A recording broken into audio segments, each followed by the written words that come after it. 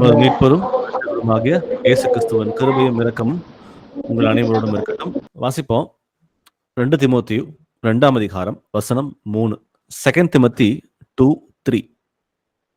நீயும் இயேசு கிறிஸ்துவுக்கு நல்ல போர்ச்சேவகனாய் தீங்கு அனுபவி. ஆமென். ஆமென். இயேசு கிறிஸ்துவுக்கு நல்ல போர் சேவகனாய் தீங்கு அனுபவி அப்படின்னு சொல்லிட்டு பவுல் இங்க தீமோத்தேயுக்கு எழுதுகிறார். இந்த காலிங் தீமோத்தேயுக்கு மாத்திரமல்ல, இயேசு கிறிஸ்துவை சொந்த இரட்சகராக ஏற்றுக்கொண்ட நம் அனைவருக்குமே இந்த அழைப்பு இருக்கிறது.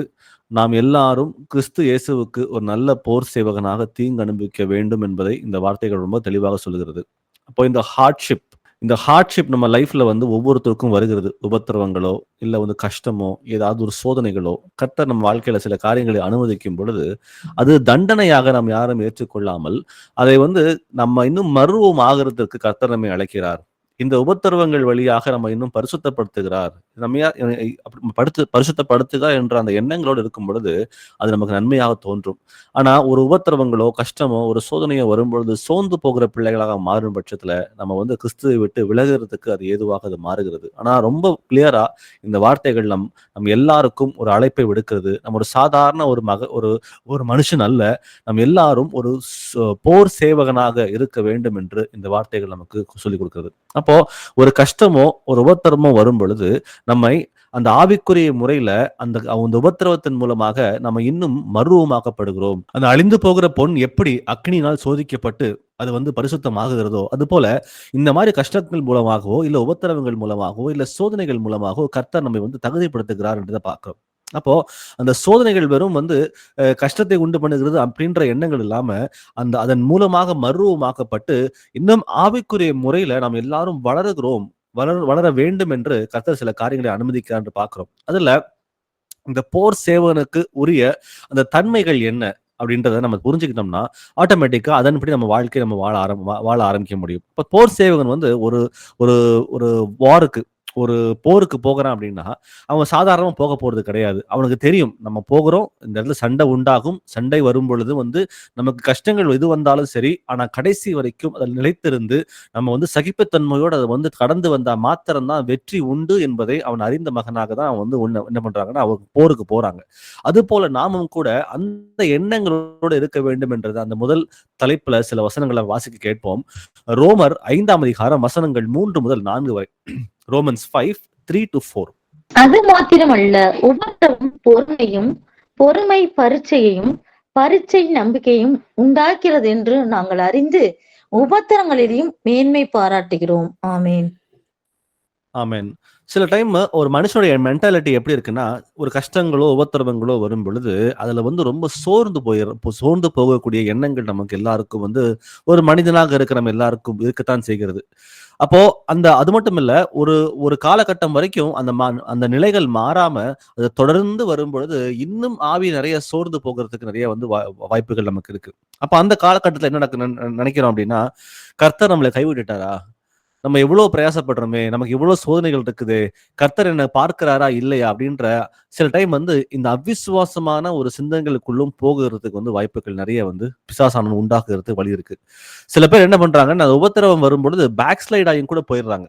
கஷ்டங்கள் வந்து ப்ரொலாங்டா ரொம்ப நாளா இருக்குது, இந்த கஷ்டம் கர்த்தரை ஏற்றுக்கொண்டு கூட என் வாழ்க்கையில வந்து விடுதலை இல்லாம இருக்குன்னு சொல்லி தெரிஞ்சுக்கிட்டு சில பேர் என்ன பண்ணிருக்காங்கன்னா, எனக்கு தெரிஞ்சவங்க நிறைய பேர் நம்மளோட வந்து ஐக்கியத்துல இருந்தும் கூட எல்லா நன்மைகளையும் ருசி பார்த்த பிறகு கூட கர்த்தர் வந்து சில காரியங்களை வாழ்க்கையை அனுமதித்து அவர்களை புடமிட்டு அவர்களை வந்து பரிசுத்தமாக்குறாருன்ற விஷயம் புரியாம என்ன பண்றாங்கன்னா, பேக் ஸ்லைட் ஆகி போய் அவங்க வந்து விழுந்து போய் கூட நிறைய பேர் இருக்கிறாங்க.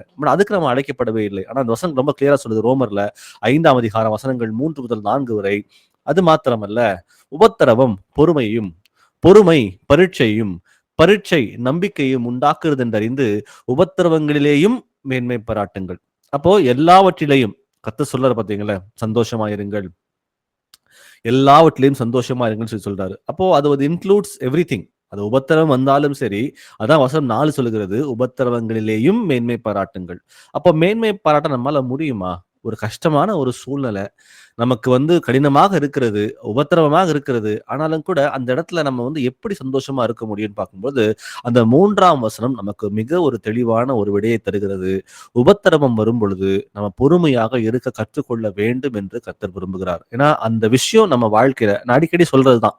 கர்த்தருடைய அனுமதி இல்லாம நம்ம வாழ்க்கையில ஒண்ணுமே நடக்காது. அது நன்மையான காரியமா இருந்தாலும் சரி, அது தீமையாக நம்ம எண்ணினாலும் சரி, நமக்கு அவருடைய அனுமதி இல்லாம ஒன்றுமே நடக்க போறதில்லை.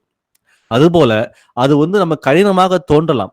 அந்த சூழ்நிலைகள் நமக்கு கடினமாக தோன்றலாம். அந்த கடினமான சூழ்நிலையிலும் நம்ம அமைதியோடு, பொறுமையோடு, கர்த்தர் என் பட்சத்தில் இருக்கிறார்ன்ற அந்த எண்ணங்களோடு நம்ம பொறுமையா இருக்கிற பட்சத்துல, அந்த பொறுமை இங்க என்ன உண்டாக்குதுன்னு பார்க்கும் பொழுது, பரீட்சைன்னு சொல்லி பார்க்கிறோம். இந்த பரீட்சை அப்படின்ற வார்த்தை ஆங்கிலத்துல படிச்சு பார்த்தோம்னா, கேரக்டர்ன்னு சொல்லி போடப்பட்டிருக்கு. அப்போ அந்த இந்த பழைய மனுஷனுடைய கேரக்டர் மாறி, அந்த புதிய மனுஷனாக, புதிய சிருஷ்டியாக, கர்த்தர் விரும்புகிற பிள்ளையாக நாம் மாறுகிறோம். ஒரு எடுத்துக்காட்டுக்கு வச்சுக்கலாம். இன்னைக்கு நம்ம வீட்ல ஏதோ ஒரு பிரச்சனை இருக்குன்னு வச்சுக்கங்களேன்.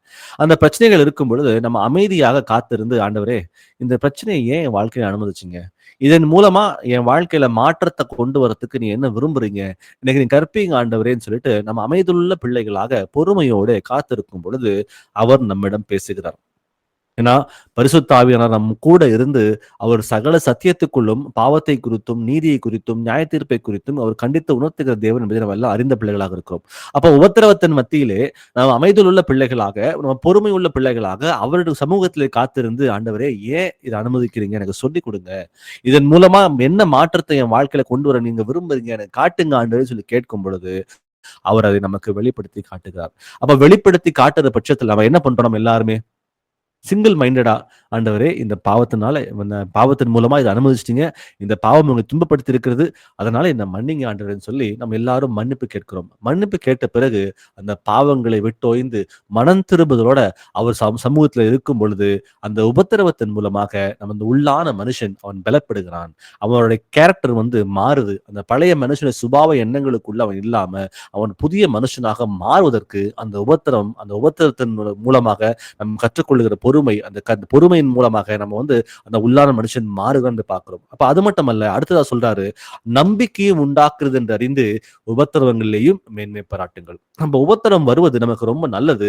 ஏனென்றால் அந்த உபத்திரவத்தின் மூலமாக அந்த கஷ்டங்கள் வரும் பொழுது, அந்த சகிப்புத்தன்மையோடு அதை நம்ம மேற்கொள்ளும் பொழுது, அந்த போர் சேவகன் எப்படி அந்த போரின் மத்தியில எல்லாவற்றையும் சகித்து வெற்றி சிறக்கிறதுக்கு அவன் பிரயாசப்பட்டு ஓடுகிறானோ, அது போல நாமும் கூட ஓடுவதற்கு நமக்கு உபத்திரவத்தின் மூலமாக நம்ம மருவம் ஆவதற்கு அது நமக்கு உதவியாக இருக்கிறது.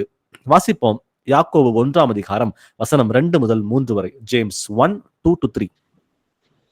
என் சகோதரரே, நீங்கள் பலவிதமான சோதனைகளில் அகப்படும் போது உங்கள் விசுவாசத்தின் பரீட்சையானது பொறுமையை உண்டாக்கும் என்று அறிந்து அதை மிகுந்த சந்தோஷமாக எண்ணுங்கள். ஆமென். நீங்கள் பலவிதமான சோதனைகளில் அகப்படும் பொழுது, அப்போ சோதனை என்பது உண்டு. ஒரு போர் சேவகனுக்கு அது பார்ட் ஆஃப் லைஃப். அது இல்லாம இருக்க போறது இல்லை என்பதை நம்ம பார்த்து கொண்டு வருகிறோம். அப்போ அந்த சகிப்புத்தன்மையோட எல்லாவற்றையும் மேற்கொள்ள வேண்டும் என்ற அந்த எண்ணங்களோட இந்த வசனம் சொல்லுகிறது, நீங்கள் பலவிதமான சோதனைகளில் அகப்படும் பொழுது உங்கள் விசுவாசத்தின் பரீட்சையானது பொறுமையை உண்டாக்கும் என்று அறிந்து அதை மிகுந்த சந்தோஷமாக எண்ணுங்கள். It is an opportunity to அந்த உபத்திரவத்தின் மூலமாக நமக்கு ஒரு ஆப்பர்ச்சுனிட்டி கிடைக்குது. அந்த ஆப்பர்ச்சுனிட்டி நம்ம எப்படி இருக்கணுமா, சந்தோஷத்தோட இருக்கணும்.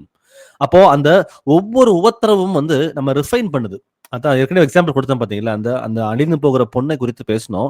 அந்த பொண் எப்படி பரிசுத்தம் ஆகுறதோ, அந்த நெருப்பில் புடமிட அதுல உள்ள இருக்கிற அழுக்குகள் எல்லாம் நீங்கி போய் அது எப்படி பசும் பொண்ணாக மாறுகிறதோ, அது போல நமக்கு நடக்கிற அந்த உபத்திரவத்தின் வழியாக நம்ம ஒவ்வொரு நாளும் அந்த ரிஃபைனிங் ப்ராசஸின் மூலமாக அந்த ஸ்பிரிச்சுவல் மெச்சூரிட்டி, அந்த ஆவிக்குரிய வளர்ச்சியில நம்ம முன்னேறி கொண்டு போகிற பிள்ளைகளாக இருக்கிறோம். அப்போ உபத்திரம் வரும் பொழுது முதல்ல நம்ம பண்ண வேண்டிய ஒரே ஒரு காரியம் என்னன்னா, ஆண்டவரே நமக்கு நன்றி, இதை என் வாழ்க்கை நீங்க அனுமதிச்சிருக்கீங்க, அதுக்காக கோடான கோடி நன்றி அப்படின்ற அந்த எண்ணங்களோட அந்த உபத்திரவத்தை மேற்கொள்ள நம்ம ஆரம்பிச்சோம்னா அதன் மூலமாக நிறைய காரியங்களை கற்றுக்கொள்வதற்கு நமக்கு அது ஏதுவாக இருக்கும். ஆனா அந்த உபத்திரவத்துல ரொம்ப சோர்ந்து போக ஆரம்பிச்சிட்டோம்னா நம்ம பின்மாற்றம் அடைந்து போகிறதுக்கு இல்ல ஒரு அவிசுவாசத்துக்குள்ள போகிறதுக்கோ அது ஏதுவாக இருக்கும். அப்போ அந்த உபத்திரவங்கள் வரும் பொழுது கர்த்தரிடம் ஜெபிக்கிறோம், ஆண்டவரே ஏன் அனுமதிச்சீங்கன்னு சொல்லி சொல்லுங்க, நான் மாற்றத்தை என் வாழ்க்கையில கொண்டு வந்திருக்கேன், என் பாவத்தை மன்னிங்கன்னு சொல்லி கேட்கிறோம். ஆனா நம்ம எதிர்பார்க்கறது ஒரு இன்ஸ்டன்டான ஒரு இம்மீடியட்டான ஒரு ரிலீஃப்.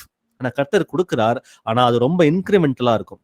ஸ்டெப் பை ஸ்டெப்பா. ஏன்னா நம்முடைய விசுவாசம் சோதிக்கப்படணும்னு சொல்லி கர்த்தர் சொல்லுகிறார் அந்த இடத்துல. அப்ப அந்த சோதனையின் மூலமாக அந்த டெஸ்ட் பண்றார் நம்மள. ஆண்டவர் வந்து நம்ம டெஸ்ட் பண்ணி நம்ம வந்து கரெக்டா நடக்கிறோமா, நம்ம ஜெபத்துல கேட்கிறோம் சில காரியங்களை, கேட்ட காரியங்களை விசுவாசித்து நம்ம வந்து பொறுமையோட காத்திருக்கிறோமா என்பதை கர்த்தர் வெயிட் பண்ணி பார்க்கிறார். அவர் வெயிட் பண்ணி பார்த்ததுக்கு அப்புறம் தான் நமக்கு வந்து இன்கிரிமெண்டலா கொஞ்சம் கொஞ்சமா நமக்கு வந்து ரிலீஃப் தரது கர்த்தர் வந்து ரெடியா இருக்கார். அப்போ நம்ம நிதானித்து பார்ப்போம். இன்னைக்கு நமக்கு உபத்திரம் இருக்கிறது. அந்த உபத்திரத்தை நம்ம எப்படி ஹேண்டில் பண்றோம்? நம்ம வந்து சோர்ந்து போயிருக்கிறோமா? இல்ல கர்த்தருக்கு இந்த நிமிஷம் நன்றி செலுத்தி விட்டு, ஆண்டவரே ஏதோ ஒரு ரீசன் இருக்கு. ஆனா நீங்க அனுமதிச்சிட்டீங்க. எனக்கு சொல்லிக் கொடுங்க. நான் மாற்றத்தை கொண்டு வரேன். ஆனா இந்த உபத்திரவத்திலிருந்து நான் வெளியே வரும் பொழுது ஆவிக்குரிய மனுஷனாக, ஆவிக்குரிய முறையில நான் இன்னும் வளர்ந்த பிள்ளைகளாக நான் மாற என்னை ஒப்புக் கொடுக்கிறேன்னு சொல்லி ஒப்புக் கொடுக்கிற பிள்ளைகளாக இருக்கிறோமா என்பதை நாம் நிதானித்து பார்ப்போம். வாசிப்போம். 1 Peter 4:12-13. 1 பேதுரு 4 வசனங்கள் 12 முதல் 13 வரை. பிரியமானவர்களே, உங்களை சோதிக்கும்படி உங்கள் நடுவில் பற்றி எரிகிற அக்கினியை குறித்து ஏதோ புதுமை என்று திகையாமல், கிறிஸ்துவின் மகிமை வெளிப்படும் போது நீங்கள் களி கூர்ந்து மகிழும்படியாக அவருடைய பாடுகளுக்கு நீங்கள் பங்காளிகளானதால் சந்தோஷப்படுங்கள். ஆமேன். அவருடைய பாடுகளுக்கு நீங்கள் பங்காளிகள் அப்படின்னு சொல்லி போடப்பட்டிருக்கு. இப்போ உபத்திரவத்தின் மூலமா நம்ம வந்து இன்னும் நிறைய காரியங்களை கற்றுக்கொள்கிறோம். சோ பிரியமானவர்களே, உங்களை சோதிக்கும்படி உங்கள் நடுவில் பற்றி எரிகிற அக்னியை குறித்து ஏதோ புதுமை என்று திகையாமல். ரொம்ப கிளியரா சொல்றாரு பீட்டர் இங்க. இதெல்லாம் நார்மல் தான். உங்களுக்கு நடக்கிற அந்த சோதனை வந்து ரொம்ப நம்ம நார்மல். இது அப்நார்மல்லாம் கிடையாது. எல்லார் லைஃப்லயும் வந்து இது உண்டு அப்படின்றத ரொம்ப தெளிவா இங்க ரெஜிஸ்டர் பண்றாரு.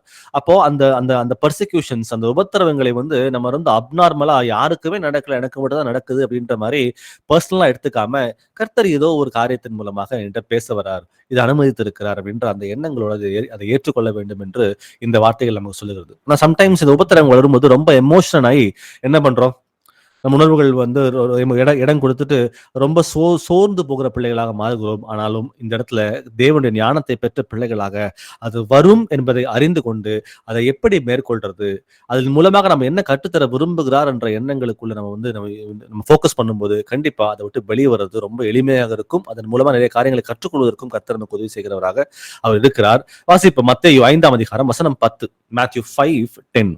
நீதியின் நிமித்தம் துன்பப்படுகிறவர்கள் பாக்கியவான்கள், பரலோக ராஜ்யம் அவர்களுடையது. ஆமேன். ஆமேன்.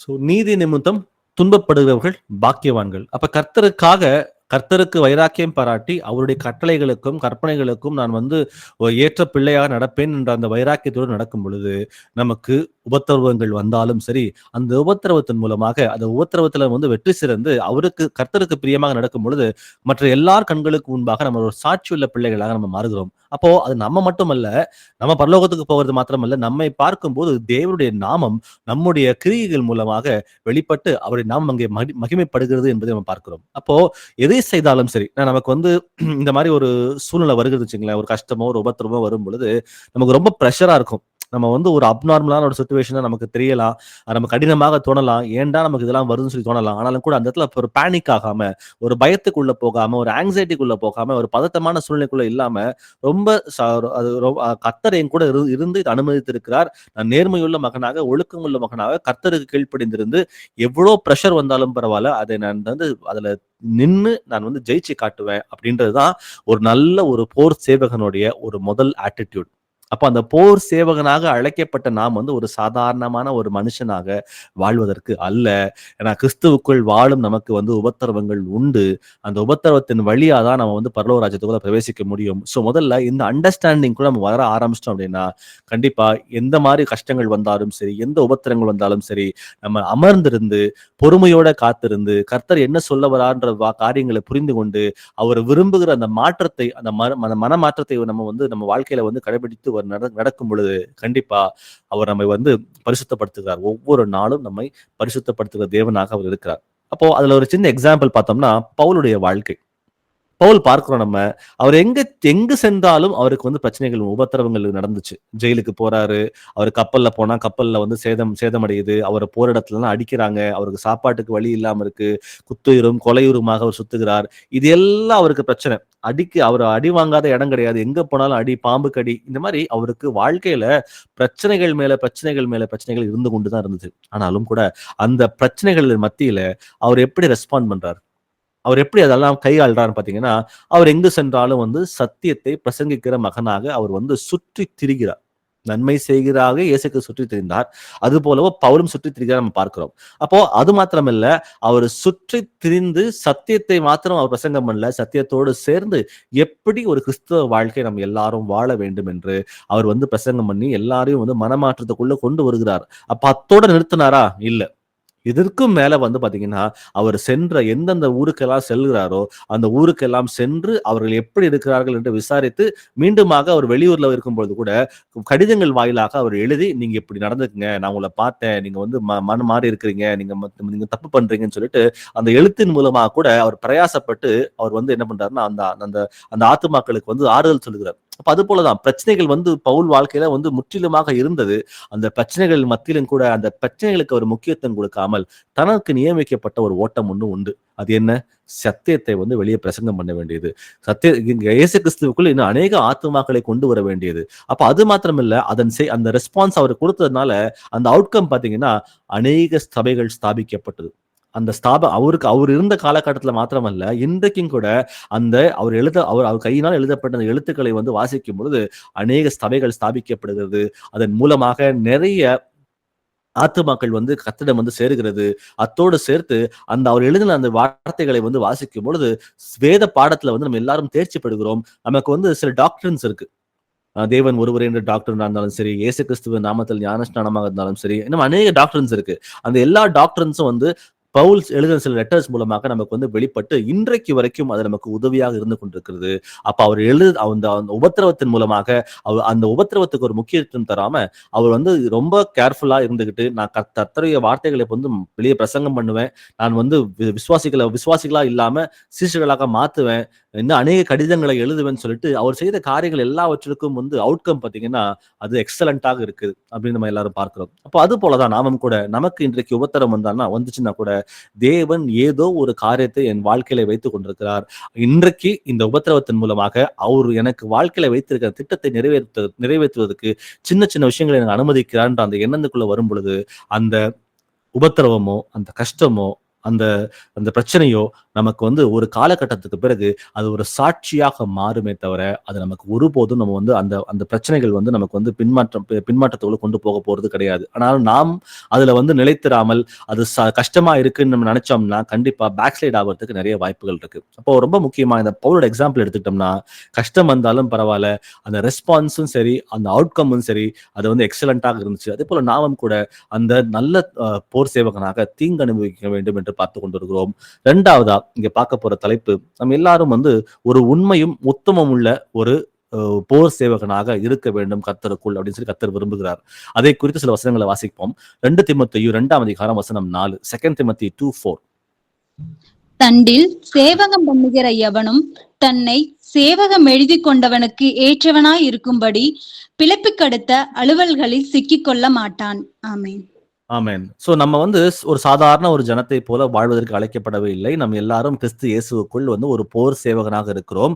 அப்ப அந்த போர் சேவகனுக்கு வந்து வசனம் சொல்லுகிறது, தண்டில் சேவகம் பண்ணுகிற எவனும் தன்னை சேவகம் எழுதி கொண்டவனுக்கு ஏற்றவனாய் இருக்கும்படி பிழைப்புக்கு அடுத்த அலுவல்களில் சிக்கிக்கொள்ள மாட்டான் அப்படின்னு பாக்குறோம். அப்ப நமக்கு லைஃப்ல டிஸ்ட்ராக்ஷன்ஸ் நிறைய இருக்கு.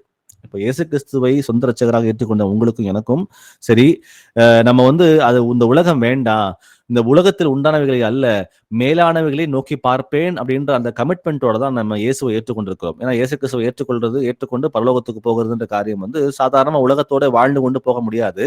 நாம் பிரித்தெடுக்கப்பட்ட ஜனமாக நம்ம எல்லாரும் இருக்கிறோம் அப்படின்றத பார்க்கிறோம். அப்போ அந்த பிரித்தெடுக்கப்பட்ட ஜனமாக வாழ்கிற பட்சத்தில் இந்த உலகத்தோட டிஸ்ட்ராக்ஷன்ஸ் இருக்கு பாத்தீங்களா, அதுல இருந்து ஒரு ஸ்டெப் நம்ம பின்னாடி எடுத்து வச்சா மட்டும்தான் நம்ம நோக்கி போகிற அந்த இலக்கை நம்ம வந்து அடைய முடியுமே தவிர, ஆனா உலகத்தோடு சேர்ந்து வாழ்ந்து கொண்டு இந்த உலகத்தோட இச்சைகளுக்கு இடம் கொடுத்து அந்த டிஸ்ட்ராக்ஷனுக்கு இடம் கொடுக்கும் பொழுது நம்ம போகிற வழி நமக்கு வந்து ரொம்ப கிளியரா தென்படவே போகிறதே இல்லை. அப்போ நம்ம செய்கிற இப்ப என்ன பண்ணலாம் அப்படின்னா, ஒரு கிங்டம் மென்டாலிட்டி நமக்கு வேணும் அப்படின்றத பார்க்கிறோம். அப்ப நம்ம எது செய்தாலும் அந்த கிங்டம் மென்டாலிட்டி என்கிட்ட இருக்குதா? இது ராஜ்யத்துக்குரிய எண்ணமா? இல்ல மாம்சத்துக்குரிய எண்ணமா? நான் என் மாம்சத்துக்குரிய இச்சைகளை நிறைவேற்ற விரும்புகிறேனா?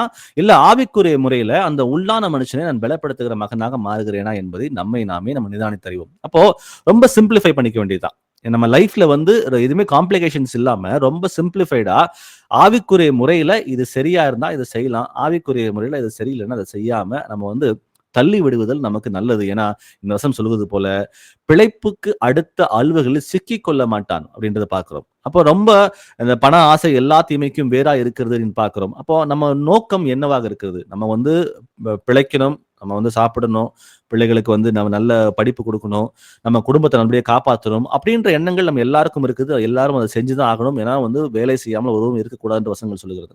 ஆனா அதற்கு அடுத்த காரியங்கள் அதுக்கு அதை மட்டும் ஃபோக்கஸ் பண்ணிட்டு ஆவிக்குரிய வளர்ச்சியில் நம்ம வளராத பிள்ளைகளாக போகிற பட்சத்துல நம்ம பின்மாற்றம் அடைவதற்கு வாய்ப்புகள் இருக்கு. ஆனா அந்த சோல்ஜர், அந்த நல்ல ஒரு போர் சேவகனுக்கு ஒரு நல்ல மென்டாலிட்டி என்னன்னா, தன்னுடைய எஜமானுக்கு அவன் முற்றிலுமாக தன்னைத்தானே ஒப்பு கொடுத்திருப்பான். அந்த அந்த லாயல்டி, அந்த ஃபெய்த்ஃபுல்னஸ், அவன் அந்த அந்த அந்த தலைவன் என்ன சொல்றானோ அதை முற்றிலுமாக எந்த ஒரு கேள்வியும் கேட்காம அவன் காரியத்தை சேர்த்து முடிக்கிறான். பாத்தீங்களா?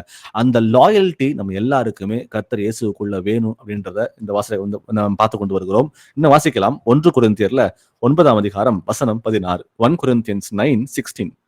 சுவிசேஷத்தை நான் பிரசங்கித்து வந்தும் மேன்மை பாராட்ட எனக்கு இடமில்லை, அது என்மேல் விழுந்த கடமையாய் இருக்கிறது. சுவிசேஷத்தை நான் பிரசங்கியாதிருந்தால் எனக்கு ஐயோ.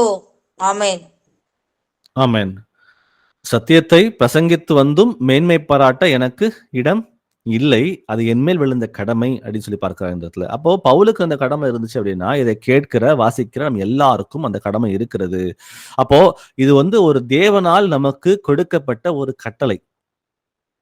இந்த கட்டளையை நம்ம அனைவரும் நிறைவேற்றுவதற்கு கடமைப்பட்டிருக்கிறோம். அதுவும் சொல்றாரு, இது என்மேல் விழுந்த கடமையாக இருக்கிறது. அப்போ சத்தியத்தை சுவிசேஷத்துக்காக பிரசங்கியாத்திருந்தால் எனக்கு ஐயோ அப்படின்னு சொல்றாரு. அப்ப இந்த இடத்துல நம்ம எல்லாருக்கும் அந்த கடமை இருக்கிறது. இது இவங்களுக்கு மட்டும் இருக்கு, அவங்களுக்கு மட்டும் இருக்குன்னு சொல்லி இல்லாம கர்த்தரை சொந்த ரட்சகராக ஏற்றுக்கொண்ட போர் சேவகனாக இருக்கிற நம்ம எல்லாருக்கும் அந்த கடமை இருக்குது அப்படின்றத இந்த வார்த்தைகள் நமக்கு ரொம்ப கிளியரா சொல்லுது. அப்போ நம்ம யோசிச்சு பார்ப்போம். இன்னைக்கு இந்த வசனத்தின்படியாக நம்ம சத்தியத்தை போய் வெளியே அறிவிக்கிறோமா? அது என்மேல் விழுந்த கடமையாக இருக்கிறது. என் கடமையில நான் கரெக்டா நடந்துக்கிறேனா, இல்லை கடமையை தவறி இருக்கிறேனா அப்படின்றத நம்ம நிதானித்து பார்ப்போம். ஏன்னா இது ஒரு இது வேலையா நம்ம எடுத்து செய்யாம இது ஒரு பிரிவிலேஜ். இந்த உலகத்துல ஜனங்களுக்கு கிடைக்காத ஒரு பெரிய ஒரு பாக்கியம் நமக்கு கிடைச்சிருக்கிறது. அப்போ நம்ம மற்றவர்களுக்கு போய் இயேசு கிறிஸ்துவை அறிவிப்பது அப்படின்றது ஒரு சாதாரணமான ஒரு காரியம் அல்ல.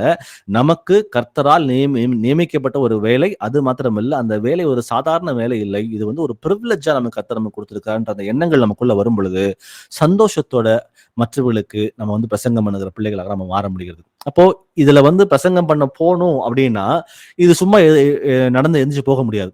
அதுல நம்ம ட்ரெயின் பண்ணணும்.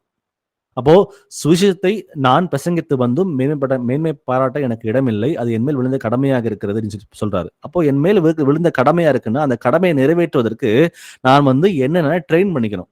சத்தியத்தை எப்படி போய் அறிவிக்கிறது? இப்போ ஒண்ணுமில்ல, ஒரு ரோமன் கத்தோலிக்க சபையில இருக்கிறவங்களுக்கு போய் நீங்க அறிவிக்கிறீங்க அப்படின்னா அவங்களுக்கு எப்படி அறிவிக்கிறது?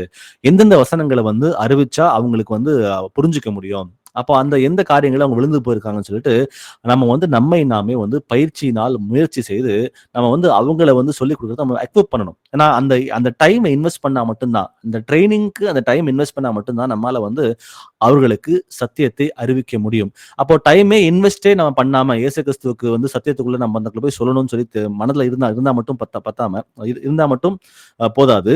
நம்ம போய் டைமை ஒதுக்கி இன்னும் பெந்தகோஸ்து சபையில் இருக்கிறவங்க, ஏஜி சபையில் இருக்கிறவங்க, அது போல ரோமன் கத்தோலிக்க சபை, இந்த வேதமானாக்கர், இந்த பைபிள் ஸ்டூடெண்ட்ஸ், இவங்க எல்லாரும் எப்படி என்ன போதிக்கிறாங்க, அப்ப அதன் மூலமா எப்படி அவங்களுக்கு சத்தியம் போய் அறிவிக்கிறதுன்ற காரியங்களை உட்கார்ந்து அமர்ந்திருந்து நம்ம தியானிச்சு நம்ம ரெடியா வச்சிருந்தோம்னா அவர்களை சந்திக்கும் பொழுது அதை நம்ம அதை பயன்படுத்தி அவர்களை மனமாற்றத்துக்குள்ள கொண்டு வருவதற்கு அது ரொம்ப உதவியாக இருக்கும். அப்போ அந்த டைமை நம்ம இன்வெஸ்ட் பண்ணி தான் ஆகணும் அப்படின்றத இதன் மூலமா நம்ம புரிஞ்சுக்கிறோம். வாசிக்கலாம். மத்தேயு 28ஆம் அதிகாரம் வசனம் 19 முதல் 20 வரை. Matthew 28:19-20.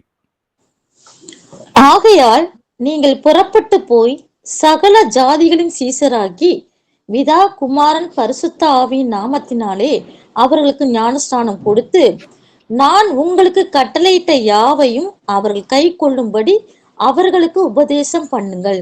இதோ உலகத்தின் முடிவு பரியந்தம் சகல நாட்களிலும் நான் உங்களோடு கூட இருக்கிறேன் என்றார். ஆமேன். ஆமென்.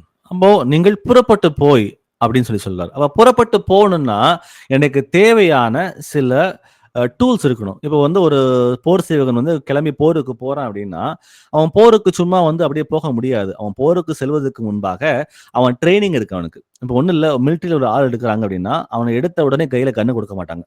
அவன வந்து என்ன பண்றாங்கன்னா, எல்லா பிரச்சனைகளையும் தாங்கத்தக்கதாக அவன என்ன ட்ரெயின் பண்றாங்க. அந்த பிசிக்கல் ட்ரெய்னிங் இருக்கு, மென்டல் ட்ரெய்னிங் இருக்கு, எமோஷனல் ட்ரெய்னிங் இருக்கு. இதெல்லாம் இருக்கு பார்த்தீங்களா? அப்ப அவன் என்ன பண்றாங்கன்னா, அவன போர்ல அனுப்புறதுக்கு முன்பாக அவன வந்து ட்ரெயின் பண்ணி, அந்த போர்ல போய் நிக்கும் பொழுது எல்லாவற்றையும் தாங்கத்தக்கதாக அவன ரெடி பண்ணி தான் அவன அனுப்பிச்சு விடுறாங்க. அப்ப அதுபோல நமக்கும் கூட இந்த இடத்துல புறப்பட்டு போகணும்ன்றது கட்டளை. அந்த புறப்பட்டு போவதற்கு முன்பாக நம்மை நாமே ட்ரெயின் பண்ணி எக்விப் பண்ணிக்கணும். அவங்க யார் வந்து எந்த கேள்வி கேட்டாலும் சரி, அந்த கேள்விகளுக்கு பதில் சொல்ற அளவு நம்மை நாமே தயார்படுத்திக் கொள்ள வேண்டும். நம்ம குழந்தைகள் கிடையாது. ஒரு காலத்துல குழந்தைகளாக இருந்தோம். இயேசு கிறிஸ்துவை அறிஞ்ச காலகட்டத்துல குழந்தைகளாக இருந்தோம். ஆனா அதற்கு பிறகு நம்ம எல்லாரும் வந்து பால் உண்கிற பிள்ளைகளாக இல்லாமல் பலமான ஆகாரத்தை உண்கிற பிள்ளைகளாக மாறிக்கொண்டு வந்து கொண்டே இருக்கிறோம். அப்ப மாறிக்கொண்டு வருகிற நாம வந்து என்ன பண்ணணும்னா, ஸ்பிரிச்சுவலா நம்மை நாமே வந்து ட்ரெயின் பண்ணி, இன்னும் வந்து அதை ட்ரெயின் பண்ணி வரணும்னு சொல்லி கர்த்தர் விரும்புகிறார். அப்போ ட்ரெயின் பண்ணிட்டு சத்தியத்தை போய் அறிவிக்கும் பொழுது அது நம்ம இன்னும் வந்து பலம் உள்ளதாக இருக்கும். அது மாத்திரமல்ல, புறப்பட்டு போய் ஆண்டவர் சொல்லிட்டாரு. சில பேர் அதை பண்றாங்க. புறப்பட்டு போய், அப்பா நம்ம போய் சொல்லிருவோம். சொல்லு அப்படின்னா எனக்கு அது பாவமாயிரும். அந்த ரத்த பிழைக்கு நான் நீங்களாயிருவேன் அப்படின்னு சொல்லிட்டு ஒரு கட்டாயத்தின் மேல சில காரியங்களை சொல்றாங்க. அது அன்பின் மூலமாக வெளிப்படக்கூடிய காரியமாக இருக்கிறது. இந்த இடத்துல நம்ம அன்போடு சென்று அவர்களுக்கு சத்தியத்தை அறிவிக்கும் பொழுது, சும்மா ஒரு விசுவாசியை உண்டாக்குறது நம்முடைய வேலை கிடையாது. ஏன்னா நம்ம எல்லாரும் கிறிஸ்து இயேசுக்குள்ள ராஜாக்களும் ஆசாரியர்களுமா இருக்கிறோம். அப்போ இந்த ஆசாரியத்துவம் வந்து யாரோ ஒருத்தருக்கு மாத்திரமல்ல, நம்ம எல்லாருக்கும் நியமிக்கப்பட்டிருக்கிறது. அப்போ ஒரு விசுவாசியை உருவாக்குறது நம்ம வேலை இல்ல, சீஷர்களை உருவாக்குறது நம்முடைய வேலையாக இருக்கிறது. ஆண்டவர் சொல்றாரு, நீங்கள் புறப்பட்டு போய் சகல ஜாதிகளையும் சீஷராக்கி அப்படின்னு சொல்றாரு. அப்ப சீஷர்களாக மாற்ற வேண்டியது நமக்கு வழி அங்கே கர்த்தர் நமக்கு சொல்லியிருக்கிறார். அப்ப அந்த காரியங்களை செய்யும் பொழுது நம்ம வந்து ஒரு நல்ல போர் சேவகனாக நம்மால வந்து மாற முடிகிறது. அப்போஸ்தலர் பணி 20ஆம் அதிகாரம் வசனம் 24, ஆக்ட்ஸ் 20:24. ஆகிலும் அவைகளில் ஒன்றையும் குறித்து கவலைப்படேன். என் பிராணனையும் நான் அருமையாக எண்ணேன். என் ஓட்டத்தை சந்தோஷத்தோட முடிக்கவும், தேவனுடைய கிருபையின் சுவிசேஷத்தை பிரசங்கம் பண்ணும்படிக்கு நான் கர்த்தராகிய இயேசுவினிடத்தில் பெற்ற ஊழியத்தை நிறைவேற்றவுமே விரும்புகிறேன். ஆமென். அப்ப இந்த ஊழியத்தை பவுல் கர்த்தராகிய இயேசுவினிடத்தில் பெற்றார் என்று வாசிக்கிறோம். இப்ப அதே போலதான் உங்களுக்கு எனக்கும் அந்த ஊழியம் கொடுக்கப்பட்டிருக்கிறது. அந்த ஊழியம் கர்த்தராகிய இயேசு கிறிஸ்துவினால் நமக்கு வந்து அருளப்பட்டிருக்கிறது என்ற அந்த எண்ணங்கள் நமக்கு வரும் பொழுது நம்ம ஓட்டம் இன்னும் வேகமாக அது இருக்கும். ஏன்னா இது கட்டாயத்தின் பேர்ல செய்யறோம் அப்படின்னா நமக்கு வந்து அதுல எனர்ஜி இருக்காது. ஒரு காலகட்டத்துல நம்ம சோர்ந்து போயிடுவோம். ஆனாலும் அது அப்படி இல்லாம இது வந்து ஒரு பெரிய ஆப்பர்ச்சுனிட்டி. நம்ம எல்லாருக்கும் வந்து கர்த்தர் ஒரு ஆப்பர்ச்சுனிட்டி கொடுத்திருக்காரு. இது வந்து நமக்கு வந்து ஒரு பிரிவிலேஜ். இது சத்தியத்தை போய் வெளியே அறிவிக்கணும்ன்றது ஒரு சாதாரணமான விஷயம் இல்லை. நமக்கு கிடைச்ச ஒரு பெரிய பாக்கியமாக நம்ம எண்ணும் பட்சத்துல அதை வந்து நம்ம வந்து சந்தோஷத்தோடு வெளியே போய் சொல்வதற்கு வந்து அது ஏதுவாக இருக்கிறது. அப்போ இந்த வசனம் சொல்றது போல பாத்தீங்கன்னா, அவைகளில் ஒன்றையும் குறித்து கவலைப்படேன். என் பிராணனையும் நான் அருமையாக எண்ணேன். என் ஓட்டத்தை சந்தோஷத்தோட முடிக்கவும், தேவனுடைய கிருபையின் சுவிசேஷத்தை பிரசங்கம் பண்ணும்படிக்கு நான் கர்த்தராகிய இயேசுவினிடத்தில் பெற்ற ஊழியத்தை நிறைவேற்றுமே விரும்புகிறேன் என்றார். அப்போ தன்னுடைய பர்சனல் சேஃப்டி, தனக்குரிய பர்சனல் ஆஸ்பிரேஷன்ஸ் இதெல்லாம் இருக்கு பாத்தீங்களா. என்னுடைய பாதுகாப்பு, என் வாழ்க்கையில் எவ்வளவோ கோல்ஸ் எனக்கு இருக்கு, அதெல்லாம் அக்கம்ப்ளிஷ் பண்ணணும், அதை பத்தி நான் யோசிக்கணும்ன்ற மாதிரி அந்த எண்ணங்களுக்குள்ள பவுல் இல்ல. அவர் சொல்றாரு, கர்த்தர் எனக்கு ஒரு ஊழியத்தை கொடுத்திருக்கார். அந்த ஊழியத்தை எக்காரணத்தை கொண்டு நான் நிறைவேற்றுவேன். அதுக்கு நிறைவேற்றுவதற்கு தடைகள் எது வந்தாலும் அதை குறித்து எனக்கு கவலை இல்லை. என் பிராணனையும் நான் அருமையாக எண்ணேன். அது ஆட்டிடியூட். இதுதான் வந்து பவுல் திமோத்தி கிட்ட விரும்பின அந்த ஆட்டிடியூட். சோ ஒரு போர் சேவகனாக நான் வந்து இந்த தீங்கு அனுபவிச்சேன், நீயும் அதை போல தீங்கு அனுபவின்னு சொல்லி அங்க எழுதி கொடுத்திருக்காரு. அது அவருக்கு மாத்திரமல்ல, நமக்கும் சேர்ந்ததாக இருக்கிறது. அப்போ ஒரு நல்ல ஒரு போர் சேவகனாக நம்ம தீங்கு அனுபவிக்க வேண்டும் என்று பார்த்து வருகிறோம். வாசிப்போம் லூக்கா 9ஆம் அதிகாரம் வசனம் 62. லூக் 9:9-62. இயேசு கல்லறையின் மேல் தன் கையை வைத்து பின்னிட்டு பார்க்கிற எவனும் தேவனுடைய ராஜ்யத்துக்கு தகுதியுள்ளவன் அல்ல என்றார். ஆமென். ஒரு மன உறுதி தேவை. நம்ம வந்து சொந்த ரட்சகராக இயேசுவை ஏற்றுக்கொண்டோம். அதன் பிறகு நம்ம எல்லாரும் ஊழியத்தின் பாதையில் நடந்திருக்கிறோம். நம்ம யாருக்காவது நம்மளால சும்மா இருக்க முடியவே முடியாது. இங்க கூடியிருக்கிற நம்ம ஒவ்வொருவருக்கும் நான் சொல்றேன், நம்மால இயேசுவை அறிந்த பிறகு சத்தியத்தை வெளியே போய் சொல்லாம நம்மால இருக்கிறதுக்கு வாய்ப்பே இல்ல. நீங்க நிறைய பேருக்கு சொல்லி முடிச்சிருப்பீங்க இது வரைக்குமே கூட. ஆனா அந்த ஆரம்பம் நல்லா இருந்துச்சு. அந்த ஆரம்பம் இன்னைக்கு வரைக்கும் சரியாக இருக்கிறதா? அதே மோட்டிவேஷன், அதே ஃபோக்கஸ் என்கிட்ட இருக்குதா? அப்படின்றத நிதானிச்சு பார்ப்போம்.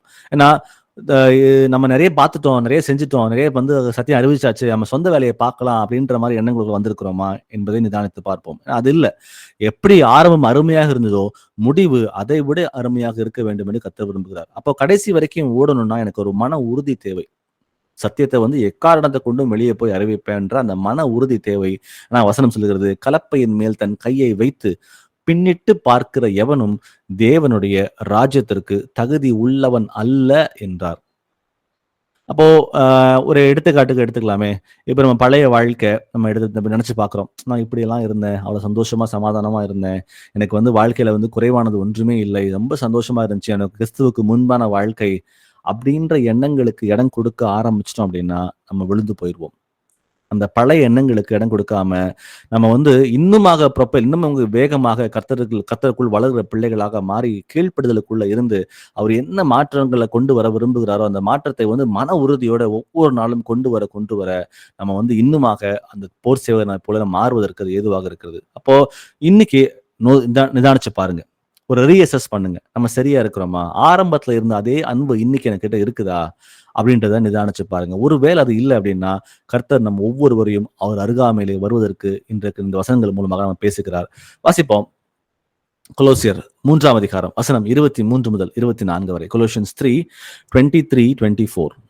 நீங்கள் கர்த்தராகிய கிறிஸ்துவை சேவிக்கிறதுனாலே சுதந்திரமாகிய பலனை கர்த்தரால பெறுவீர்கள் என்று அறிந்து எதை செய்தாலும் அது மனுஷருக்கென்று செய்யாமல் கர்த்தருக்கென்றே மனப்பூர்வமாய் செய்யுங்கள். ஆமென்.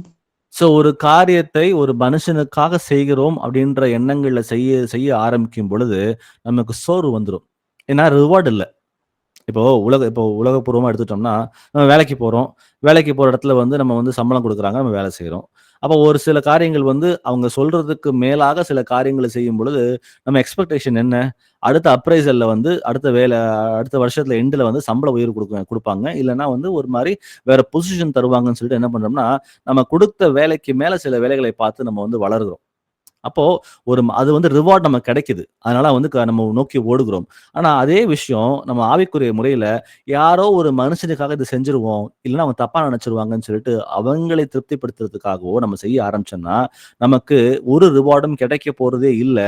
அந்த ரிவார்டு நமக்கு வராததுனால நம்ம ரொம்ப சோர்ந்து போயிடுவோம். நான் சொல்றது உங்களுக்கு புரியுதுன்னு நினைக்கிறேன். அப்போ அந்த ரிவார்டு வந்து வசனம் சொல்லுகிறது கர்த்தரே தருவார்.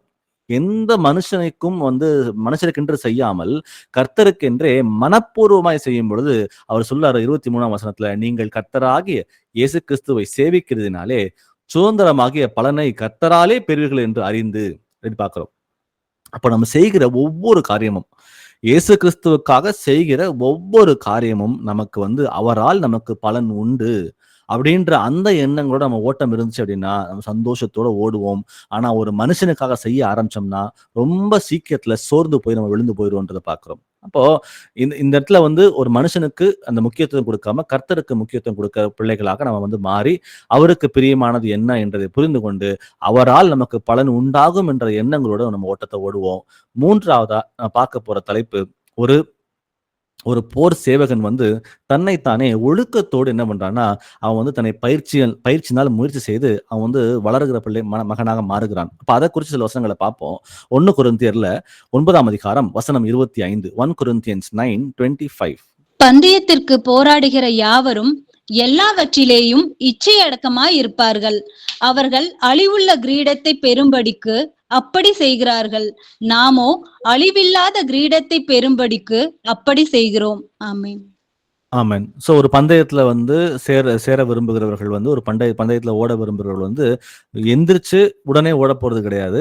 அதுக்கு முன்பாக வந்து அவங்க தன்னைத்தானே வந்து பயிற்சி செய்றாங்க. எப்படி வந்து சீக்கிரம் ஃபார் எக்ஸாம்பிள் வந்து ஓட்டப்பந்தயம் வச்சுக்கலாமே. அப்ப அந்த ஓட்டப்பந்தயத்துல ஓடுகிறவர்கள் வந்து எந்திரிச்ச உடனே ஓடப் போறது கிடையாது. ஒரு 2 வருஷம், 3 வருஷம், 5 வருஷம்னு சொல்லிட்டு அவங்க என்ன பண்றாங்க, அத ட்ரெயின் பண்றாங்க. அப்போ நாமும் கூட பந்தயத்துல அழியக்கூடிய காரியங்களுக்கு வந்து அவ்வளவு முக்கியத்துவம் தந்து தன்னைத்தானே வருத்திக் கொள்கிறார்கள். ஆனா நமக்கு இங்கு சொல்லப்படுவது போல அவர்கள் அழிவுள்ள கிரீடத்தை பெறும்படிக்கு அப்படி செய்கிறார்கள். நாமோ அழிவில்லாத கிரீடத்தை பெறும்படிக்கு அப்படி செய்கிறோம் அப்படின்னு பார்க்கிறோம். அப்ப நாமும் கூட ஒரு லாங் டேர்ம் ஒரு ஸ்பிரிச்சுவல் கோல் ஒரு லாங் டேர்மா ஒரு ஸ்பிரிச்சுவல் கோல் வச்சுக்கிட்டு அந்த கோலை மீட் பண்றதுக்கு நம்ம ட்ரைனிங் ப்ராசஸை இன்னைக்கு ஆரம்பிக்கிறோம். நம்ம கோல் என்ன அப்படின்னா நித்திய ஜீவனுக்குள்ள பிரவேசிக்க வேண்டும் என்பதே நம்ம எல்லாரோட இலக்காக இருக்குது. அப்ப நித்திய ஜீவனுக்குள்ள பிரவேசிக்கணும் அப்படின்னா சாதாரணமா நம்ம பிரவேசிக்க முடியாது. அதற்கு பிரவேசிக்கணும் அப்படின்னா நம்ம வந்து என்னென்ன காரியங்கள்ல வந்து பலவீனமாக இருக்கிறோமோ பயிற்சியின் மூலமாக அந்த பலவீனங்களை வந்து நம்ம மாற்றிக்கொண்டு நம்ம வந்து ஒரு ஆவிக்குரிய முறையில வளர்ந்து வர வேண்டும் என்று கர்த்தர் விரும்புகிறார். அப்போ அந்த பரிசுத்தமான அந்த கோல் இப்ப ஒண்ணு நமக்குள்ள வந்து எது எல்லாம் பலவீனமாக இருக்கிறது. ஒரு எக்ஸாம்பிளுக்கு இச்சையடக்கம் இல்லாம இருக்கிறதோ, ஒரு புரணி பேசுகிற காரியமோ, ஒரு பொய் சொல்லுகிற காரியமோ, இந்த மாதிரி எது இருந்தாலும் சரி, இது வந்து கர்த்தருக்கு பிரியம் இல்லாதது. அப்ப நம்ம என்ன பண்ணணும்னா, ஒரு பரிசுத்தமாக மாறுவதற்கு இன்னைக்கு வந்து ஒரு எடுத்துக்காட்டுக்கு வந்து இச்சையடக்கம் இல்லாம இருந்திருக்கேன். இல்ல ரொம்ப கோவப்பட்டிருக்கேன். இன்னைக்கு 10 முறை கோவப்பட்டிருக்கு அப்படின்னா, நாளைக்கு நம்ம என்ன பண்ணணும்? அந்த 10 முறையை 9 முறையாக மாற்ற வேண்டும். அந்த அடுத்த நாள் என்ன பண்ணணும்? அது 9 வந்து 8ஆக மாற்ற வேண்டும். அடுத்தது வந்து 8 வந்து 7ஆக, அந்த 7 வந்து 5ஆக. அப்போ கான்ஷியஸா ரொம்ப கான்ஷியஸா நான் வந்து இந்த மாதிரி தான் நடப்பேன்.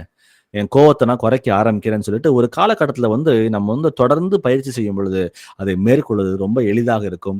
ஆனா எல்லாம் தெரிந்தும் கூட பயிற்சி செய்யாம நம்ம அப்படியே அதே பாவத்தோட வாழ்ந்து கொண்டோ இருந்தோமே ஆனால் நம்ம எப்படி வந்து கர்த்தர் விரும்புகிற நம்ம நினைக்கிற அந்த நித்திய ஜீவனுக்குள்ள பிரவேசிக்க முடியும். அப்போ ஒரு போர் சேவகன் எப்படி தன்னைத்தானே வருத்தி கொண்டு அவன் வந்து இச்சையடக்கம் உள்ள மகனாக அவன் வந்து மாறி அவன் வந்து ஜெயிக்கிறானோ அது போல நாம் கூட நடக்க வேண்டும் என்று பார்க்கிறோம். அப்ப சின்ன சின்ன காரியங்கள்ல இன்னைக்கு யோசிச்சு பாருங்க. நம்ம எந்த பாவத்தோட இன்னும் வாழ்ந்து கொண்டு இருக்கிறோம், அதை மேற்கொள்ளாம அதோட இருக்கிறோன்ற நினைச்சு பார்த்துட்டு அதை மேற்கொள்வதற்கு வந்து கர்த்தரோட உதவி கேட்கும் பொழுது அவர் நமக்கு உதவி செய்கிறார். எபிரேயர் 5ஆம் அதிகாரம் வசனம் 14 வாசிக்கலாம். ஹீப்ரூஸ் 5:14. பலமான ஆகாரமானது நன்மை தீமை இன்னதென்று பயிற்சியினால் பகுத்தறியத்தக்கதாக முயற்சி செய்யும் ஞானேந்திரியங்களை உடையவர்களாகிய பூரண வயதுள்ளவர்களுக்கே தகும். ஆமேன். பலமான ஆகாரமானது அப்படின்னு பார்க்கிறோம். நம்ம இன்னும் குழந்தைகள் அல்ல. நம்ம எல்லாரும் வந்து வளர்ந்த பிள்ளைகளாக இருக்கிறோம். இயேசு கிறிஸ்துவுக்குள்ள மெச்சூர் ஆகிட்டே வரோம். ஒவ்வொரு நாளும் ஆவிக்குரிய வளர்ச்சியில வந்து கொண்டே இருக்கிறோம். அப்போ நம்ம இந்த அடிப்படையான சில காரியங்கள், அதான் இந்த எபிரேயர்ல வந்து 6ஆம் அதிகாரம் வசனம் 1 நினைக்கிறேன், அதை வாசிக்கலாமா? எபிரேயர் 6ஆம் அதிகாரம் வசனம் 1. ஆகையால் கிறிஸ்துவை பற்றி சொல்லிய மூல உபதேசத்தை நாம் கெட்ட கிரிகைகளுக்கு நீங்களாகும் மனம் திரும்புதல் தேவன் பேரில் வைக்கும் விசுவாசம். ஆமென். ஆமென். தானம் கொடுத்த உபதேசம், கைகளை வைக்குதல், மரித்தோரின் உயிர்த்தெழுதல், நியாய தீர்ப்பு என்பவர்களாகிய அஸ்திபாரத்தை மறுபடியும் போடாமல் பூரணராகும்படி கடந்து போவோமாக. ஆமென்.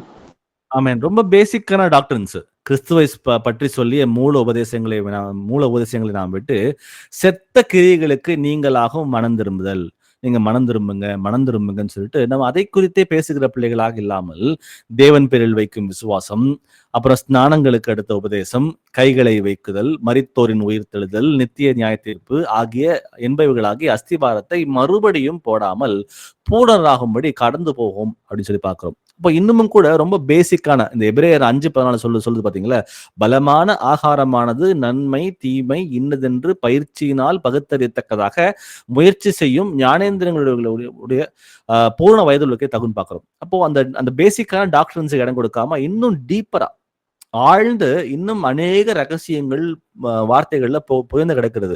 அப்ப அதை தேடி பின்தொடர்கிற பிள்ளைகளாக மாற வேண்டும் பார்க்கிறோம். அப்போ நம்ம வந்து தினம் வார்த்தைகளை வாசிக்கிற பார்த்தீங்களா, அந்த வார்த்தைகளை மேலோட்டமாக வாசிக்கிற பிள்ளைகளாக இல்லாமல் அதை ஆழ்ந்து கவனித்து இதில் என்ன வந்து கர்த்தர் என்ற வந்து வெளிப்பாடுகள் தர அவர் ஆயத்தமாக இருக்கிறார்ன்ற அந்த எண்ணங்களோட படிக்கிற பிள்ளைகளாக மாறும் பொழுது நம்ம வந்து அந்த பலமான ஆகாரத்தை உட்கொள்கிற பிள்ளைகளாக மாறுறோம். அது மாத்திரமல்ல, அதை பயிற்சியினால் முயற்சி செய்யுங்க அப்படின்னு சொல்லி எழுதப்பட்டிருக்கு. அப்போ எதையுமே பயிற்சியினால் முயற்சி செய்யும் போது மட்டும்தான் நம்மளால வந்து சக்சஸ்ஃபுல்லா அது வந்து கொண்டு வர முடியுன்றத அந்த மாம்சத்திலையும் பார்க்கிறோம், ஆவியிலையும் அப்படிதான் செய்யணுன்றத இந்த வார்த்தைகள் நமக்கு சொல்லுகிறது. 1 தீமோத்தேயு 4ஆம் அதிகாரம் வசனம் 7. 1 Timothy 4:7. சீர்கேடும் கிளவிகள் பேச்சுமாய் இருக்கிற கட்டுக்கதைகளுக்கு விலகி தேவ பக்திக்கு ஏதுவாக முயற்சி பண்ணு. ஆமேன். ஆமென். ஸோ இந்த இடத்துல வந்து தேவபக்திக்கு ஏதுவாக முயற்சி பண்ணு அப்படின்னு சொல்லி போடப்பட்டிருக்கு. அப்போ அந்த ஒரு பிளான் போடுங்க இன்னைக்கு. ஒரு ஸ்பிரிச்சுவலா ஒரு பிளான் போடுங்க. அப்போ வேத வாக்கியத்தை நான் எப்படி வாசிக்கிறேன்? எவ்வளவு வாசிக்கிறேன்? எவ்வளவு நேரம் கர்த்தருக்கு நான் வந்து வேத வாக்கியத்தை வாசிக்கிறதுக்கு டைம் கொடுக்குன்னு சொல்லி நினைச்சு பாருங்க. 2வதா ஜெபம். அந்த ஜெபம் நம்ம எல்லாருமே பண்றோம். ஆனா ஜெபம் வந்து வார்த்தையோடு சேர்ந்த ஜெபங்களாக இருக்கணும். அப்படி இல்லைன்னா வந்து அது பிரயோஜனம் இல்லாம போயிடும். அப்ப வசனங்களை நிறைய வாசிக்கணும். அந்த வார்த்தைகளை வாசிக்கும் பொழுது கர்த்தர் என் வாழ்க்கையில என்ன மாற்றங்களை கொண்டு வர விரும்புகிறாரோ அதை நான் புரிந்து கொள்ள பிள்ளைகளாக மாறுகிறேன். மாறும் பொழுது அந்த ஜெபத்துல அதை நம்ம கேட்கும் பொழுது கர்த்தரை உதவி செய்கிறார் நமக்கு புரிஞ்சுக்கிறோம். அப்போ இந்த ஜெபம் வசனங்களை வாசிக்கிறதா இருந்தாலும் சரி, ஜெபம் பண்றதா இருந்தாலும் சரி, இல்ல வந்து உபவாசம் இருக்கிறதா இருந்தாலும் சரி, ஊழியத்துக்கு வெளியே போகிற காரியங்களா இருந்தாலும் சரி, எதுவா இருந்தாலும் நமக்கு வந்து இந்த வார்த்தைகள் சொல்வது போல தேவபக்திக்கு ஏதுவாக முயற்சி பண்ணு. அப்போ ஒரு பிளான் ஒன்று போடுங்க. ஒரு பிளான் போட்டு அந்த பிளானை ஒரு வாரத்துக்கு போடுங்களேன். ஒரு எக்ஸாம்பிளுக்கு இந்த வாரம் இன்னைக்கு செவ்வாய்க்கிழமையா இருக்கு, அடுத்த ஞாயிற்றுக்கிழமை வரைக்கும் நான் கர்த்தருக்கு என்று என்ன செய்ய போகிறேன், நான் எவ்வளவு நேரம் அதுக்காக ஒதுக்க போகிறேன், அந்த ஒதுக்கப்பட்ட நேரத்துல நான் என்னென்ன காரியத்தை செய்ய போகிறேன்ற அந்த பிளானை போட்டுட்டு அதன்படி நம்ம நடக்கும் பொழுது கண்டிப்பா ஒரு 6 மாதம் கழித்தோ 1 வருடம் கழித்தோ திரும்பி பார்க்கும் பொழுது நம்மை நாமே பார்க்கும் பொழுது மேன்மை பாராட்ட அங்க இடம் உண்டு என்று வார்த்தைகள் சொல்லுகிற பிரகாரம் நம்மை பார்க்க நமக்கே சந்தோஷமா இருக்கும். சரி, நம்ம எவ்வளவு கர்த்தருக்காக செஞ்சிருக்கிறோம்ன்ற அந்த எண்ணம், ஒரு சாட்டிஸ்பாக்சன் நமக்குள்ள வரும். அப்போ இதுக்கு தடையா இருக்கிறது என்ன அப்படின்னா, ரொம்ப முக்கியமா இந்த போன் ஸ்க்ராலிங். அந்த போன்ல வந்து ஸ்க்ரால் பண்ணிட்டே உட்காந்துருக்கிறது. நேரம் நிறைய நமக்கு இருக்கு. நம்ம எல்லாருக்கும் நேரம் இருக்கிறது. நேரத்தை வந்து நிறைய தான் செஞ்சு கொண்டிருக்கிறோமே தவிர கர்த்தருக்காக பயன்படுத்துறது இல்லை. அப்போ கர்த்தருக்காக பயன்படுத்தணும்னா முதல்ல நமக்கு என்ன செய்யறோன்ற அந்த பிளானே இல்லாம போனுக்கு வந்து நேரம் கொடுக்கறது தான். அப்போ ஒரு பிளான் போட்டதுக்கு அப்புறம் அந்த போனுக்கு நேரம் இருக்காது. அப்போ அந்த டாக்ஸிக்கான அந்த ஹேபிட்ஸ், அந்த சோசியல் மீடியா இருந்தாலும் சரி, இல்ல வேற பாவத்தை உண்டு பண்ணுகிற எந்த ஒரு பிரச்சனை, எந்த ஒரு காரியமா இருந்தாலும் சரி, அதை விட்டு ஒதுக்கி போட்டுட்டு ஒரு ஸ்பிரிச்சுவலா ஒரு பிளான் போடுங்க. அந்த ஸ்பிரிச்சுவலான பிளானை நீங்க போட்டுட்டு நீங்க நகர ஆரம்பிச்சீங்கன்னா மேபி ஒரு வாரம் ஃபெயில் ஆகலாம். நீங்க நினைச்ச 100% வந்து அச்சீவ் பண்ண முடியாம போகலாம். ஆனா 2வது வாரமோ 3வது வாரமோ பார்க்கும் பொழுது நம்ம கொஞ்சம் கொஞ்சமா வளருவதற்கு அது ஏதுவாக இருக்கும். ஸோ இன்னைக்கு கர்த்தர் நம்ம ஒவ்வொருவரையும் அழைக்கிறார். ஒரு ஸ்பிரிச்சுவலா ஒரு பிளான் போடுங்க. அந்த பிளான்ல வந்து ஸ்டிக் பண்ணுங்க. ஸ்டிக் பண்ணி நீங்க ஒரு 6 மாசம் 1 வருஷம் கழிச்சு பார்க்கும் பொழுது கண்டிப்பா நம்ம எல்லாருமே ஒரே சபையாக இன்னும் ஆவிக்குரிய முறையில வளர்ந்த பிள்ளைகளாக கண்டிப்பா நம்ம இருப்போம் அப்படின்றத நம்ம புரிஞ்சுக்கோம். வாசிக்கலாம். எபிரேயர் 12ஆம் அதிகாரம் வசனம் 11. ஹீப்ரூஸ் 12:11. எந்த சிற்றையும் தற்காலத்தில் சந்தோஷமாய் காணாமல் துக்கமாய் காணும், ஆகிலும் பிற்காலத்தில் அதில் பழகினவர்களுக்கு அது நீதியாகிய சமாதான பலனை தரும். ஆமென். ஆமென். சோ கர்த்தர் நம் வாழ்க்கையில சிற்றையை அனுமதிக்கிறார் அப்படின்னா அவர் உண்மையாகவே நம்மை அன்பு செய்கிறார் அப்படின்னு அர்த்தம். நான் யாரை நேசிக்கிறேனோ அவர்களை கடிந்து கொண்டு சிட்சிக்கிறேன் அப்படின்றாரு. அப்போ இந்த இடத்துல எந்த சிற்றையும் தற்காலத்தில் சந்தோஷமாய் காணாமல் துக்கமாய் தான் காணும். ஆனா ஆகிலும் பிற்காலத்தில் அதில் பழகினவர்கள், எதில் கர்த்தர் நம் வாழ்க்கையில நமக்கு அனுமதிக்கிற சிற்றையில் பழகினவர்களுக்கு அது நீதியாகிய சமாதான பலனை தரும் அப்படின்னு சொல்லிட்டு ரொம்ப தெளிவா ரொம்ப அருமையா அந்த வார்த்தைகள் சொல்லுகிறது. அப்போ உபத்திரவம் பொறுமையும், பொறுமை பரீட்சையும், பரீட்சை நம்பிக்கையும் உண்டாக்குறது என்று அறிந்து உபத்திரவங்களிலேயும் மேன்மை பாராட்டுகிறோம். அந்த வசனம் சொல்றது போலவே இந்த இடத்துலயும் வந்து சிற்றை வருவது நமக்கு ரொம்ப ரொம்ப நல்லது. சிற்றையை குறித்து நம்ம வந்து பயப்படாம கலங்காம அந்த மாற்றத்தை கொண்டு வரது கர்த்தர் விரும்புகிறார். இன்னும் என் மேல ரொம்ப அன்பா இருக்கிறார். ஏன்னா சிற்றை வரல அப்படின்னு வச்சுங்களேன், நம்ம வந்து கர்த்தரை விட்டு ரொம்ப தூரமா இருக்கோம்னு அர்த்தம். நம்ம யாரும் வந்து மறுரூபம் ஆகலை. இன்னும் கர்த்தர் வரும்பொழுது மறுரூபம் ஆகிறோம். நமக்குள்ளேயும் பாவங்கள் இருக்கிறது. நம்ம எல்லாரும் வந்து ஒவ்வொரு நாளும் சில பாவங்களை மேற்கொண்டு வரத்துக்கு எவ்வளவோ பிரயாசப்பட்டு வருகிறோம். அப்போ சில விஷயங்களை வந்து ரொம்ப நாளா இந்த பிராக்டிஸ் ஆஃப் சின்னிங் இருக்கு பாத்தீங்களா, அந்த பாவத்திலேயே வாழ்ந்து கொண்டு இருக்கிறது. அப்போ அதை செய்கிற பிள்ளைகளாக நம்ம அநேகர் இருக்கிறோம். அப்போ அப்படி இருக்கிற பட்சத்துல நம்ம வந்து கர்த்தர் நம்ம சிட்சிக்கும் பொழுது என்ன ஆகுதுன்னா நமக்கு ஒரு பயம் உண்டாகிறது. ஒரு கரெக்ஷனை கொண்டு வர விரும்புகிறார். இன்னும் என் மேல் கர்த்தர் அன்பா இருந்து என்னை கைவிடாம என்னை பாதுகாத்து நடத்துகிறார்ன்றது எண்ணத்துக்குள்ள வரும் பொழுது நமக்கு வந்து சமாதான பலனை தரும் என்பதை இந்த வசனங்கள் நமக்கு சொல்லுகிறது. அப்போ அந்த சிற்றை அப்படின்றது வந்து it is a growth plan. நம்ம ஆவியிலே வளர்வதற்கு அது ஒரு பிளான் அப்படின்றத நம்ம புரிஞ்சுக்கணும். அப்போ அந்த சிற்றை வரும் பொழுது ஒரு கசப்புக்குள்ளேயோ ஒரு மனம் திரும்பாம நம்ம வந்து பின்மாற்றம் அடைவதற்கு நமக்கு இடம் இல்லை. அதை சந்தோஷமாக ஏற்றுக்கொள்ள நம்ம வந்து எல்லாரும் வந்து ஏற்றுக்கொள்ள வேண்டும் என்று கர்த்தர் விரும்புகிறார். சங்கீதம் 119:9 வாசிக்கலாம். சாம்ஸ் 119:9. வாலிபன் தன் வழியை எதினால் சுத்தம் பண்ணுவான்? உமது வசனத்தின்படி தன்னை காத்துக் கொள்கிறது தானே. ஆமேன். ஆமென். நமக்கு இருக்கிறது ஒரே ஒரு ரூல் மட்டும்தான். வசனத்த வந்து முழுமையாக உட்கொண்டு, அந்த வசனம் என்ன சொல்லுகிறதோ, அதன் மாத்திரம் தான் என் வாழ்க்கையில அத சார்ந்து தான் என் வாழ்க்கையில முடிவு எடுப்பேன்றது தான் நமக்கு ரூல். அப்போ வாலிபன் தன் வழி எதனால் சுத்தம் பண்ணுவான்? உமது வசனத்தின்படி தன்னை காத்துக் கொள்ளுகிறது தானே. அப்போ நம்ம கர்த்தருடைய வார்த்தைகளை வைத்து வைத்து ஒவ்வொரு முடிவும், நம்ம வந்து சாதாரணமான முடிவிலிருந்து பெரிய முடிவு வரைக்கும் எல்லாவற்றையும் வந்து கர்த்தருடைய வார்த்தைகளை வைத்து நம்ம வந்து முடிவு எடுக்கிற பட்சத்தில் அது வந்து கர்த்தருக்கு பிரியமானதாக ஒவ்வொரு நாளும் மாறணும். அப்போ அது எப்படி செய்யறது? அப்போ வேத வாக்கியங்களை நம்ம வந்து வாசிக்கும் பொழுது வெறும் வாசிக்கிற பிள்ளைகளாக இல்லாமல், அந்த எபிரேயர்ல சொல்றது போல, உம்முடைய வார்த்தைகளை என் இருதயத்திலே பிரமாணமாக எழுதுங்க ஆண்டவரேன்னு சொல்லி கேட்டு அந்த வார்த்தைகளை கேட்கும் பொழுது, நம்ம வந்து அந்த வார்த்தைகளை இருதயத்திலே பிரமாணமாக எழுதுகிறார். பிரமாணமாக எழுதும் பொழுது நம்ம ஒரு முடிவு எடுக்கிறோம். காலையில ஒரு சாதாரணமான ஒரு முடிவு எடுக்கும் வச்சுங்களேன். அப்போ அந்த வார்த்தை நம்ம கிட்ட பேசும்.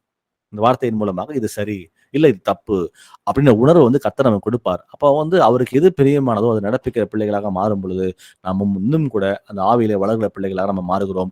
அந்த ஸ்பிரிச்சுவல் ட்ரைனிங். ஆனா சில டைம் வந்து கர்த்தர் பேசுகிறது நம்ம காதுல கேட்கும். ஆனா நம்ம என்ன பண்றோம், சில டைம் மியூட்ல போட்டு ஆண்டவரே நீங்க பாட்டு பேசிட்டு இருங்க, நான் பாட்டு என் வேலையை பார்க்கிறேன்னு சொல்லிட்டு பார்க்கிற எண்ணங்களுக்குள்ள நம்ம விழுந்தும் போயிருப்போம் நிறைய டைம்ஸ்.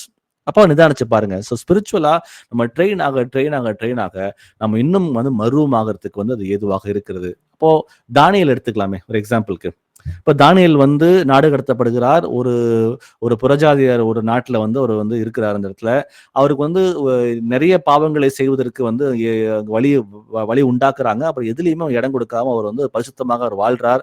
அவர் வந்து எவ்வளவு கஷ்டம் வந்தாலும் சரி, அவருக்கு நிறைய பிரச்சனைகள் இருந்துச்சு. ஆனா இந்த எல்லா பிரச்சனைகளையும் அவர் கையாண்ட விதம் எப்படின்னு பார்க்கும் பொழுது ஜெபம். அவர் வந்து டெய்லி ஜெபம் பண்றாருன்ற காரியங்களை நம்ம படிக்கிறோம். அப்போ சாப்பாட்டுக்குரிய காரியங்களை கூட பெரிய இச்சையடக்கத்தோட இருந்து அவர் ஜெயிச்சு வருகிறார். அது மாத்திரம் இல்ல, எல்லாவற்றிலையும் கர்த்தருக்கு ஒரு கீழ்ப்படுதல் உள்ள மகனாக அவர் இருக்கிறார். அப்போ அவர் எடுக்கும் பொழுது என்ன ஆகுது அப்படின்னா, அதோட அவுட்கம் வந்து அவர் உயர்த்துறார் ஆண்டவர்.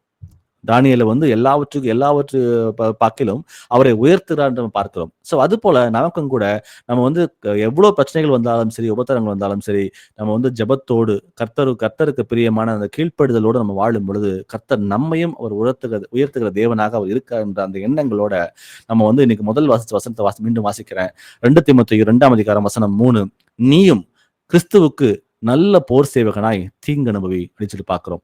அப்போ நம்ம எல்லாரும் கிறிஸ்து இயேசுவுக்கு ஒரு நல்ல போர் சேவகன் தான். நமக்கு இருக்க வேண்டிய ஒரு மென்டாலிட்டி வந்து நம்ம ஒரு சாதாரணமான ஒரு மனுஷன்ல நம்ம எல்லாரும் ஒரு போர் சேவகன். அப்ப அந்த போர் சேவகன் எப்படி இருக்கிறான்னு பார்க்கும் பொழுது அவனுக்கு எவ்வளவு கஷ்டம் வந்தாலும் சரி, அவன் சகிப்புத்தன்மையோட எல்லாவற்றையும் சகித்தெறிந்து அவன் வெற்றி செய்கிறான்ற முதல்ல பார்த்தோம். 2வது தலைப்புல பார்த்தது போல அவன் வந்து ஒரு உண்மையான அந்த ராஜாவுக்கு அவன் உண்மையுள்ள ஒரு மகனாக வந்து இருக்கிறான்னு பாக்குறோம். அப்ப அது போல நாமும் கூட நமக்கு ஒரு மிஷன் இருக்கு. அவன் பரலோகத்துக்கு போகணும், நித்திய ஜீவனை பிரவேசிக்கணும், நம்ம மிஷன் இருக்கு. அப்போ அதை சார்ந்து நம்ம எது செய்தாலும் சரி, இந்த உலகத்துக்குரிய அந்த காரியங்களுக்கு வந்து நம்ம வந்து இடம் கொடுக்காம பரலோகத்துக்கு போக வேண்டிய காரியம் எதுவா இருந்தாலும் சரி, ஒரு லாயலா அவர் கர்த்தருக்கு பிடித்ததை மாத்திரம் தான் செய்வேன், அவருக்கு விரோதமாக ஒன்றுமே செய்ய மாட்டேன்ற அந்த மிஷனோட இருக்குன்ற 2வது தலைப்புல பார்த்தோம். 3வது தலைப்பா நம்ம பார்த்தது வந்து நம்ம ஸ்பிரிச்சுவலா ட்ரெயின் ஆகணும்.